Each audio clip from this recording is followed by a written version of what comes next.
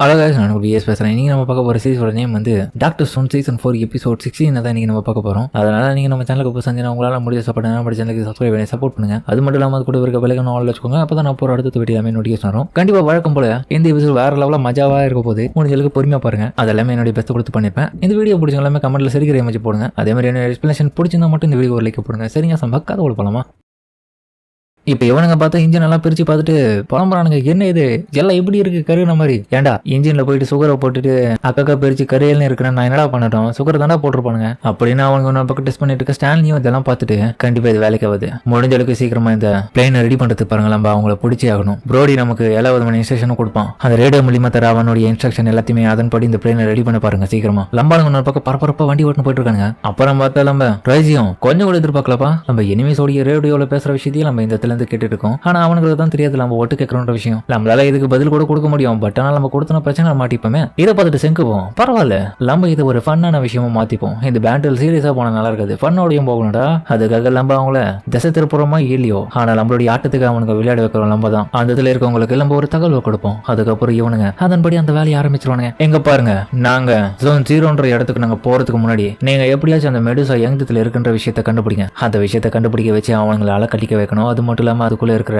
மற்ற விஷயங்களையும் அவங்க கண்டுபிடிக்கிறதுக்குள்ள நம்ம அந்த இடத்துக்கு போயிடுவோம். அதுக்கப்புறம் இன்னொரு பக்கம் பார்த்தா அந்த தண்ணி கடியில விழுந்த அந்த மெடுசா ஸ்டோனை கண்டுபிடிக்கிறதுக்காக எல்லாருமே இந்த இடத்துல தயாரா இருக்கானுங்க. இவன் இன்னொரு பக்கம் யோசிக்கிறான். ஸ்டான்லி அதை ஷூட் பண்ண போது எந்த இடத்துல விழுந்திருக்கோன்றது கணிச்சு அதுக்கப்புறம் அவன் தண்ணிக்குள்ள இறங்க அவனுக்கு இன்னொரு பக்கம் தேடிட்டு இருக்க. இவன் மட்டும் தனியாக வேற ஒரு இடத்துக்கு போயிட்டு ஆழமான பக்கத்தில் போயிட்டு உள்ள தேடிட்டு இருக்கான். அப்புறமா அதை ஜொலிக்கிறத வச்சு கண்டுபிடிச்சிட்டா அது அந்த இடத்துல இருக்குன்றது. அதுக்கப்புறம் போய் பார்த்தா அது அங்கதான் இருக்கு. மெடுசா ஒரு வழியாக கண்டுபிடிச்சிட்டான். அதை எடுத்துட்டு வந்த பிறகு எங்க பாரு இந்த கான்செப்ட்ல கிட்டத்தட்ட நம்ம மில்லியன் கணக்கான பீப்புளை நம்ம ரிவே பண்ணதுக்கு தான் இதை வர வச்சிருக்கோம் இந்த இடத்துல. அதனால அதுல ஒரு சில பேர் காயத்தோடய இருப்பாங்க, உடம்பு சரியில்லாம இருப்பாங்க. அதனால முடிஞ்சளவுக்கு அவங்க எல்லாரையும் நம்ம உடனடியாக காப்பாத்துறதுக்காக இந்த மெடிசன் எப்படி ஒர்க் ஆகுதுன்ற விஷயத்த நம்ம ஃபர்ஸ்ட் கண்டுபிடிக்கணும். ஏன்னா கல்லா இருக்கவங்க திரும்பி நார்மலா மாத்தும் போது அந்த இடத்துல நமக்கு டாக்டர் ஸ்டோன் தயாரா இருந்தா தான் அவங்கள குணப்படுத்த முடியும். செங்கோ நீ பிளான் பண்றது எல்லாமே எனக்கு நல்லாவே புரியுது. கண்டிப்பா நீ கவலைப்படாத. அதன்படி தான் நாங்க பண்ண போறோம். இவங்க சொல்ற வேலையை நானும் ஏத்துதான் போகணும். ஆனா இருந்தாலும் இவங்க மேல ஒரு கண் எப்பவுமே வச்சுட்டு தான் இருக்கணும். ஆனா சாமியா கிடைக்கும் போது கண்டிப்பா உங்க எல்லாரையும் நாங்க சிக்கல்ல மாட்ட விடாம வைக்க மாட்டோம் பாரு. இருந்தாலும் பின்னாடி என்ன பெருசா யோசிக்க போறீங்கன்னு எனக்கு தெரியும். விட மாட்டேனே.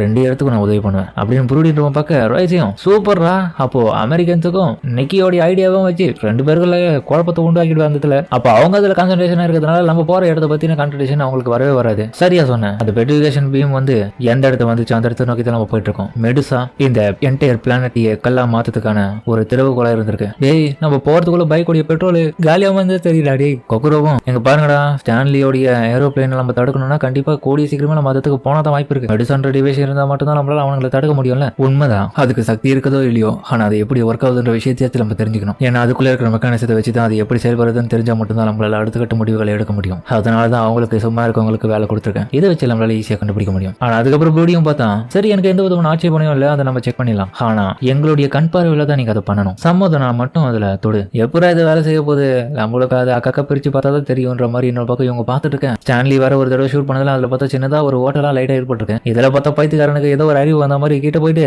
இதை நான் போட்டு தள்ளி ஓடிக்கிறேன். அப்பதானே இதுல உள்ள என்ன இருக்கு நம்ம தெரிஞ்சுக்க முடியும் தொட்டு ஆர்வ கோளாராட்டம் பண்றான். அதுக்கப்புறம் யூயும் போட்டு துவச்சி எடுக்கிறா. டேய் நாயே இதை உடச்சுனா எப்படி நம்ம தெளிவா அதை கண்டுபிடிக்குது என்ன ஒர்க் ஆகுதுன்னு நம்ம தெரியாம போயிடும். அப்புறமா எல்லாத்துக்கும் வேஸ்ட் ஆயிடும் நம்ம பண்ணது பாயத்துக்காரன். இந்த இடத்துல இன்ஜினியரிங் தான் கரெக்டா இருக்கும்ல. உண்மைதான். ஏய் ஜேர்னலிஸ்ட் பண்ண உனக்கு எதனா நல்லா இன்ஜினியரிங் இந்த தெரியுமா தெரியாதாடி? ஏய் பைத்தியக்காரா நான் இது வரைக்கும் அமெரிக்கால பார்த்தது வெறும் ஃபேமஸான வாட்ச் செய்யற ஆளுங்க அப்புறம் ஜுவல்லரிய மேக் பண்றவங்கள தாண்டா பாத்துருக்கேன். ஆனா அவங்க இப்போ எங்க இருக்காங்கன்னு கூட எனக்கு அந்த அளவுக்கு தெரியாதா. எங்க இருக்காங்க நம்ம கண்டுபிடிச்சாதான் இந்த விஷயத்தை நம்ம பிரிச்சு பார்க்க முடியும். உண்மைதான். அதுக்கப்புறம் அந்த நடக்கிற விஷயத்த எல்லாத்தையுமே இப்ப இவங்களுக்கு ரிப்போர்ட் பண்ணிருக்கேன். என்னது வாட்சஸ் ரெடி பண்றவங்களா? நல்ல விஷயம் தான். எனக்கு தெரிஞ்சவங்க வேணா சொல்றேன். அவங்க இருக்கிற இடத்துல இருந்து கொஞ்சம் தூரத்திலேயே ஏர்போர்ட்ல பக்கத்துல தானே ரோடக்ஸ் உடைய ஹெட் குவார்டர்ஸே இருக்கு. டே எங்களுக்கு தெரியாதுடா கம்யூனிட்டி. உங்களுக்கு ரகரகமான வாட்ச் வாங்குறது ரொம்ப பிடிக்கும் பிடிக்காதா? எங்களுக்கு பிடிக்காதா? என்னடா அதனால வாங்க போகுது டைம் தாண்டா பார்க்க போகுது. அது எந்த வாட்சா இருந்தா? ஆனா இப்ப என்ன பெரிய பிரச்சனைனா அந்த இடத்துக்கு போறதுக்கான வழி எனக்கு தெரியாத சுத்தமா. கவலைப்படாதீங்க நான் தான் உங்களுக்கு உதவி பண்ணிருக்கேன்ற மாதிரி. அதுக்கப்புறம் நம்ம ஜியோகிராஃபர் வந்திருக்கேன். அதுக்கப்புறம் அந்த இடத்துக்கு போக வேண்டிய இடத்துக்கான மேப் ரெடி பண்ணிட்டா டக்குன்னு. ஆஹா பக்காவா ரெடி பண்ணிட்டா.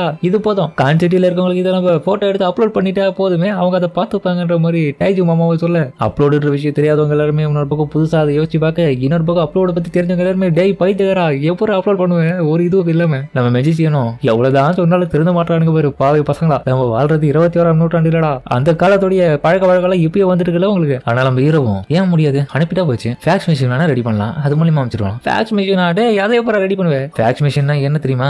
அதுல வந்து நம்ம எந்த ஒரு பிக்சர் இந்த இடத்துல எடுத்தாலும் அதை இன்னொருத்தங்க அதே மாதிரியான வச்சுட்டு இருக்கவங்களுக்கு அனுப்பிச்சு அதை பாத்துக்க முடியும். அவங்க அது வேலை செய்யறது எப்படின்ற மாதிரி கேட்டுட்டு என்ன பக்கம் மத்த சிங்கு அதுக்கான ஃபேக்ஸ் மிஷினை ரெடி பண்ணிட்டான். நான் ரெடி பண்ணிட்டேன்ற மாதிரி சொல்ல, டேய் என்னடா அது கூட ரெடி பண்ணிட்டேன்ற, என்னடா அது? இதுதான் ஹேண்ட் பேடு ஃபேக்ஸ் மிஷின். என்னடா இது கிராப் போடுற மாதிரி இது? டேய் எனக்கு மேக்ஸ்ல வராது சொல்லிட்டு மெஜிஷியன் பாக்க எனக்கு வேலை வாங்குறதே வராண்டா இவன் அப்படின்ற மாதிரி மெஜிஷியன் புலம்பிட்டு அதுக்கப்புறம் பார்த்தா மாஸ்கோடு மூலியமா அந்த வரைபடத்தில் இருக்க ஒவ்வொரு இன்ச்சஸையுமே நம்பர் வைஸா கால்குலேட் பண்ணி அவன் அதுக்கப்புறம் அவங்களுக்கு மாஸ்கோடு மூலியமா சொல்லிட்டு இருக்கான். உயிர் எடுக்கிறான்டா இந்த செங்கு பையன். இதுதான் மேனுவல் ஃபேக்ஸ். அதுக்கப்புறம் வந்து அதே விஷயத்தை வந்து இந்த இடத்துல பார்த்தா நம்ம டைஜி மாமாவோடைய லவ்வரும் உட்காந்து அந்த மாஸ்கோட எல்லாருமே டீ கோட் பண்ணி வரைபடத்தை அவங்க இன்னொரு பக்கம் வரைஞ்சிட்டு இருக்காங்க. இதே மாதிரி மணிக்கணக்காக அவங்க நைட்டு ஃபுல்லா உட்காந்து வரைஞ்சிட்டே இருக்காங்க. டைம் ஆயிடுது. காலையில பார்த்தா விடிஞ்சிருவ செய்து இவங்க பார்த்தா விடியற் காலையில தான் முடிக்கிறானுங்க. டே எவ்வளவு நேரம்டா தூக்கம் கூட இல்லடா, பேல்றது கூட ஓட மாட்டேங்குது. ஒரு வழியா இவங்க அக்யூரேட்டான ஒரு வரைபடத்தை வரைஞ்சிட்டாங்க. எல்லாருக்கும் நாக்கு தொங்கப்பட்டு தான் மிச்சம். அதுக்கப்புறம் அந்த ஒரு வரைபடத்தை வச்சு இதுக்கப்புறம் ஜேர்னலிஸ்ட் பொண்ணு இவங்க எல்லாருமே கூட்டிக்கின்னு ஒரு இடத்துக்கு போயிட்டு இருக்கான். ஏன்பா நம்ம சிலையா மாத்ததுக்கு முன்னாடி நம்ம இந்த இடத்துல தான் நான் பாத்தீங்கன்னா ரோடக்ஸோடைய சிஇஓ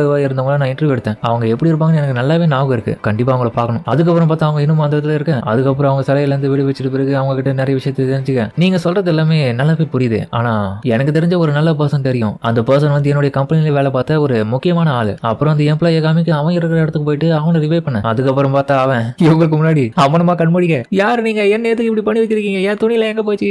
என்ன அம்மனமா போட்டோ எடுக்காதீங்கன்ற மாதிரி அவன் பக்கம் புலம்பிட்டு இருக்க. இவன் ஒருத்தன் தான்டா உண்மையான மனுஷன் மாதிரி நடந்துட்டு இருக்கான். என்ன ரிவே பண்ண ஒவ்வொருத்தரும் எந்த ஒரு பெரிய ரியாக்ஷனும் இல்லாம சாதாரணமா ஏஞ்சிக்கிறானுங்க. இவன் மட்டும் தான் எங்கடா என் துணியை காணும், நான் ஏன்டா அம்மனமா இருக்கிறன்ற மாதிரி கேட்டிருக்கான். இவன் தான்டா மனுஷன்ற மாதிரி அவனுங்களை புலம்ப. ஆமா நீ அடி அப்படி பாத்துட்டு இருக்க. அவனுக்கு கொடுத்த ரியாக்ஷன் தான் நானும் அம்மனமா இருக்கும் போது பாத்துட்டு கொடுத்துட்டு போலியே. அதுக்கப்புறம் பார்த்தா அவனுக்கு எல்லா விதமான காஸ்டியூமும் போட்டு அவன் வேலைக்கு ரெடி ஆயிட்டான். அதுக்கப்புறம் மெடுசாவை பத்தின மெக்கானிசம் எப்படி ஒர்க் ஆகுதுன்ற விஷயத்த இவன் மூலியமா அது தெரிஞ்சுக்கிறதுக்காக வர வச்சிருக்காங்க. உண்மையா சொல்ல போனா இவன் ஒரு வாட்ச் ரெடி பண்ற ஆளு தான். உன்னை இதற்கு வேலைக்கு கூப்பிட்டதுக்கான காரணம் ஒண்ணு இருக்கு தெரியுமா? ஏய் அந்த பொண்ணு உங்ககிட்ட தான் பேசிட்டு இருக்காங்க, கொஞ்சம் மரியாதை கொடு. பொடி பையல. பொடி பையனா? பொடி பையன் சொன்னீங்கன்னா உன்னை கொன்னுடுவேன். உதவி கேட்ட வந்தவங்க கிட்ட நீங்க எப்படி கேட்கணும்னு ஃபர்ஸ்ட் தெரிஞ்சுக்கோங்க. நான் மனசு வச்சா தான் உங்களால இந்த இடத்துல எல்லா விதமான வேலையும் பண்ண முடியும். இல்லைன்னா உங்களுடைய வேலையை என்னால செய்ய முடியாது. என்ன கொன்னுக்கோங்க, எனக்கு பிரச்சனை இல்லை. என் பேரு ஜோல். அந்த சின்ன பேரை கூட உங்களால ஞாபகம் வச்சுக்க முடியலையா? என்ன கிளட்டு பையல. சரிப்பா டென்ஷன் ஆகாத தம்பி. ஜோயல், இந்த பெட்ரிஃபிகேஷன் டிவைஸா இருக்கிற இந்த மெடிசாவை பத்தின விஷயங்களை நீ எங்களுக்காக சொல்றதுக்காக இதுக்குள்ள எப்படி மெக்கானிசம் ஒர்க் ஆகுதுன்றது நீ எங்களுக்காக பார்த்து சொல்லணும். இந்த எக்ஸ்பர்ட் போதுமா உனக்கு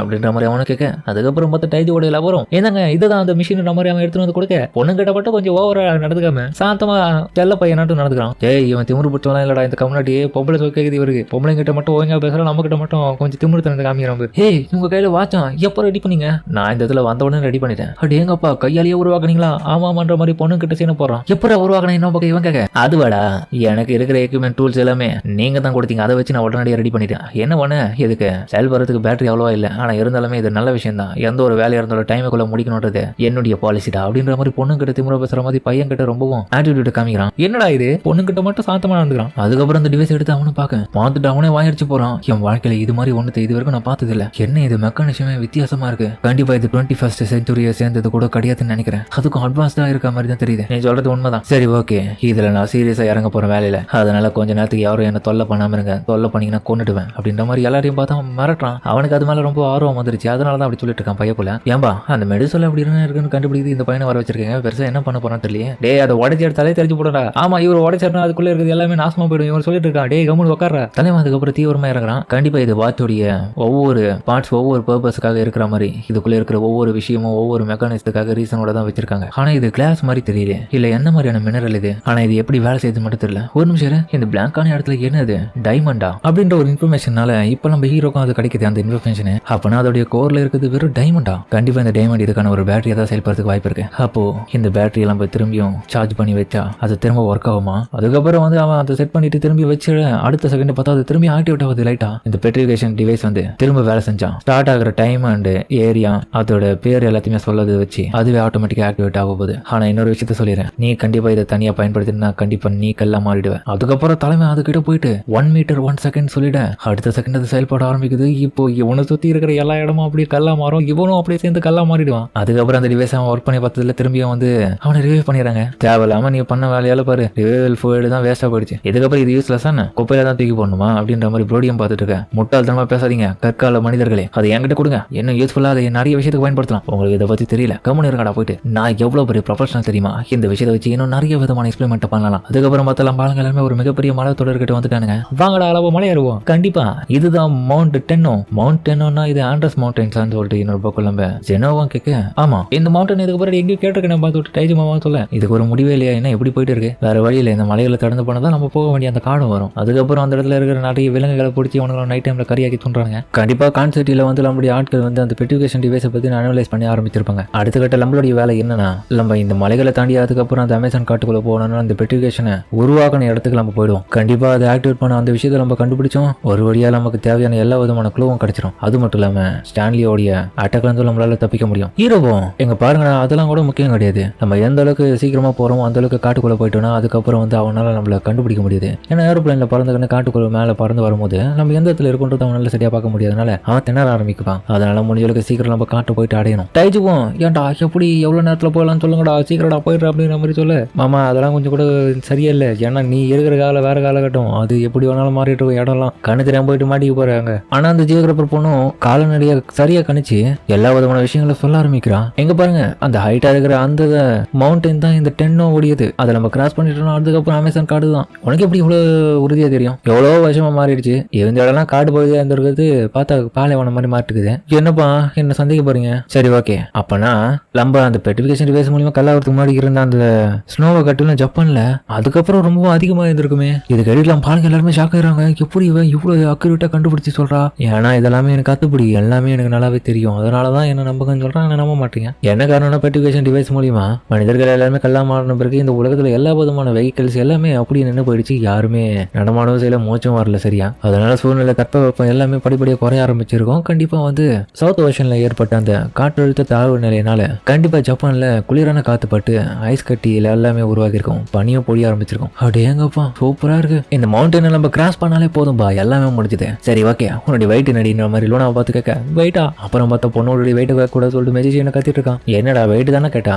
எதுக்கு கேட்டேன்னா இந்த மவுண்டனை கிராஸ் பண்றதுக்கு நமக்கு இந்த மயக்கெல்லாம் பார்த்தா அதுக்காக தான் வெயிட் அக்யூரஸா நம்ம கண்டுபிடிக்கணும் செங்குவோம் அவ சொல்றது உண்மைதான் நம்ம வெயிட்டை கணிச்சா மட்டும்தான் இப்போதைக்கு இருக்கிற வண்டியை விட எக்ஸ்ட்ராவா ஒன்று உருவாக்கி போக முடியுமா என்ன எடுதுன்னு புரியல அதுக்காக தான் கேட்டேன் அதனால முதல்ல எல்லாருடைய வெயிட்டையும் நம்ம கண்டுபிடிக்கணும் அதுக்கப்புறம் ஏற்ற ஆளுங்க கூட அவங்கள அமுச்சு வைக்கணும் அவங்களுடைய வெயிட்டை பொறுத்து ஏன்னா மலை மேலே ஏறும் போது ஒருத்தர் வந்து ஜாம் ஆயிடுங்கன்னா மிச்சம் எல்லாருமே அவங்களுக்கு வெயிட் பண்ற மாதிரி ஆயிடும் அதனால சேனல் அதுக்கப்புறம் வந்து நம்மள அடிச்சிடும் எந்த ஒரு சூழ்நிலை வரக்கூடாதுன்றதுக்காக இந்த ஒரு பிளான் அதுக்கப்புறம் ஹீரோ வந்து அது எல்லாத்தையுமே எப்படி பண்ணணுன்றதுக்காக ஒரு கருவியவே கண்டுபிடிச்சிட்டு அந்த இடத்துல அக்யூரேட்டா வெயிட் என்னன்னு கண்டுபிடிக்கிறதுக்கு இட மிஷின் அதுக்கப்புறம் யார் கூட போக போறான்ற விஷயத்தை காமிக்க அதுக்கப்புறம் சம வேகமா அவங்க அந்த இடத்து விட்டு கிளம்ப இது பிரமாதமா இருக்க போதுன்னு சொல்ல அதுக்கப்புறம் மொத்த வண்டி மலை மேலேயே முக்க ஆரம்பிக்குது என்னடா எவ்வளோடா தள்ளுறது ஸ்டான்லி வந்துடும் போலியே உண்மைதான் ஸ்டான்லி சீக்கிரம் வந்துட போறான் நம்ம இந்த இதில் லேட் பண்ண அவனுக்கு ஏரோப்ளேன் ரெடி பண்ணி வர வாய்ப்பை நம்ம கொடுத்துட்டு இருக்கோம் அப்பனா இது எல்லாத்தையும் இந்த இடத்துல வச்சுட்டு நம்ம காட்டு பகுதியை நோக்கி நடந்து போனோமா கொக்குரோவும் ஆமான்னு சொல்ல எங்களால முடியாது அப்படின்ற மாதிரி பழம்ப இருப்போம் எதுக்கு நம்ம எல்லாத்தையுமே தான் தூக்கின்னு போறோம் என்ன பக்கம் ஸ்டான்லியை காமிக்க நான் பறகுக்கு ரெடியா இருக்கேன் அதுக்கப்புறம் தலைவன் தன்னுடைய ஏரோப்ளேன் மூலியமா கிளம்பி வரான் இவங்களை அடிக்கிறதுக்காக அவன் 3 dimensional வெஹிக்கல் சயின்ஸை பயன்படுத்தி தானே இந்த இடத்துக்கு வரேன் ஏரோப்ளேன்ல